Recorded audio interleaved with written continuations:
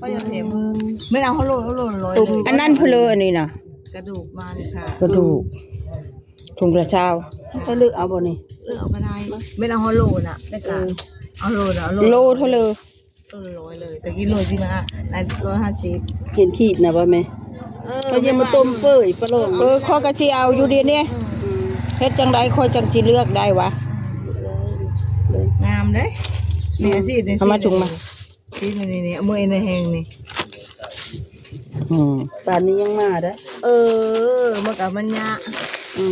อาหารเมนูเนี่ย เมื่อต้มนี่บักขับพอดีบักเอาไว้เลยเขาจะมันไปที่พอดีบักคำอยู่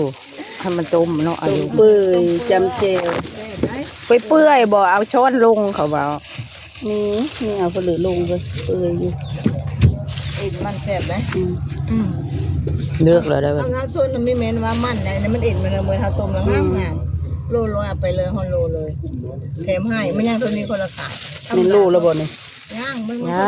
รูนึงรูนึงบ่ได้น้อยได้พี่น้องเขาแถมมีมาซื้อบ่เอานะแม่ดูมาเด้อซื้อเนื้อไทยบ้านนะมาเด้อไทยบ้านนะในตัวกระดูกเด้อก็ตอนไม่มาเลยนะเทมให้คนได้เอาเต็มถุงเลยเขาดูนี่นะกระดูกมันกระดูกสี่อันนั้นโคมนะแม่เป็นเศษประตูป่ะแทบได้มันเป็นเอ็นมันแทบหิวเอาใช้มีแควนะคนบริมีแควเนี่ยนะหมดแล้วป่ะเคยปึ่งเทม โอ้ยเราเทปให้ได้คอยปืดขึ้นมามันนุ่งข้างล่างเลยนะเทปให้เด้อเลยเอาปุ๊บกินเอาเลยเลยโคตรตุ่มกันว่าแท้เลยอาตับไตใส่พุงมันโยมตีอันนี้ให้คนนะตีกันดินี่เอามาไว้ตาแดดทำตีออกอีกเอามาไว้ตาแดดตีเห็บแบะแน่เฮ้กระดูกกันนี่นะอายุมบ่เอากระดูกหมูแพงๆเนาะกระดูกหมูเขานี่มากมันขึ้นอยู่มันแพงกว่ามันก็อีกกระดูกแม่เอาจ้อยเบิ่งยังดีนี่ลูกละ200ตัวนะอันนี้ลูกละ100เก็บไว้นี่ก่อนเพื่อนอำเภอเจ้าอี50 บาทเนาะไปเอามาเด็ดใบก่อนเสียงละไม้นั่นไหนนี่นะกระดูกมันนี่นะ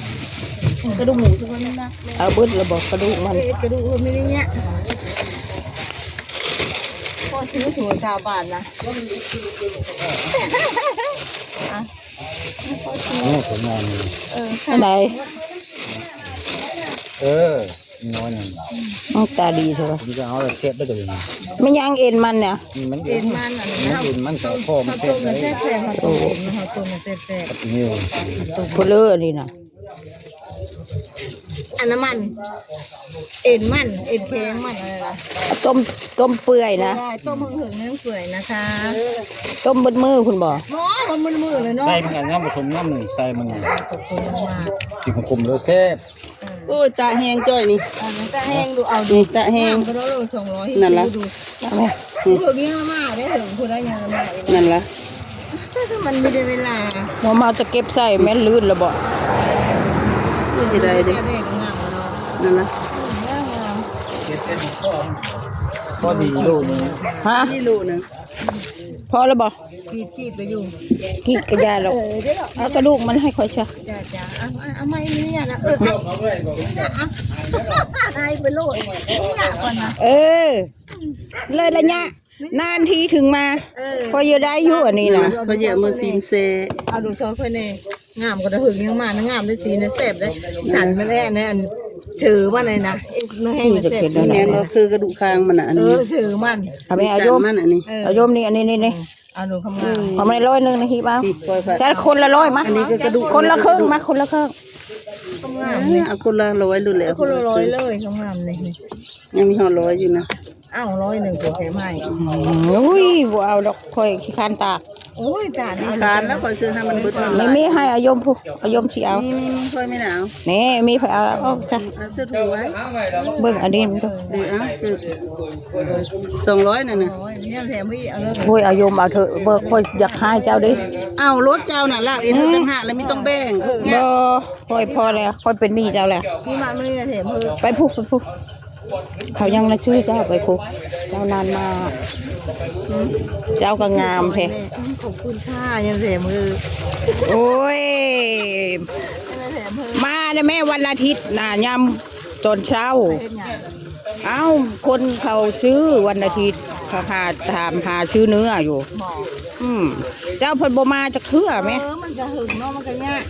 ช่างไว้โลดเขายังละชื่อ ใช้งานหลายเดือนรถเดียวใช้งานแค่20 มื้อก็พยายามหน้าเท่าไหร่มันรู้ผลเนาะถ้าไม่ถึงตรงนี้แล้ว คนมาซื้อแม่เนื้อนะถูกเลย ชื่อมาเลยเนี่ยกัน ซื้อตอนโอ้ยกระยาดอกไปตองอย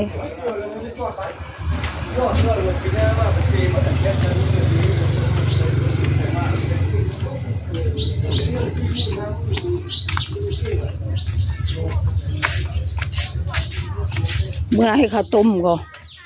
ใบมะกรูดอยู่ใส่บัน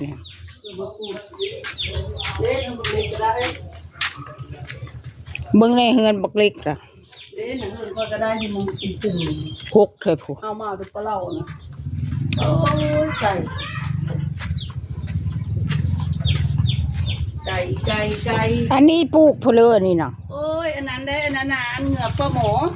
เอชัง อันต้มมังเล่งในลำไส้ในร่างกาย บ่โอ้ยังได้ต้มเด้อ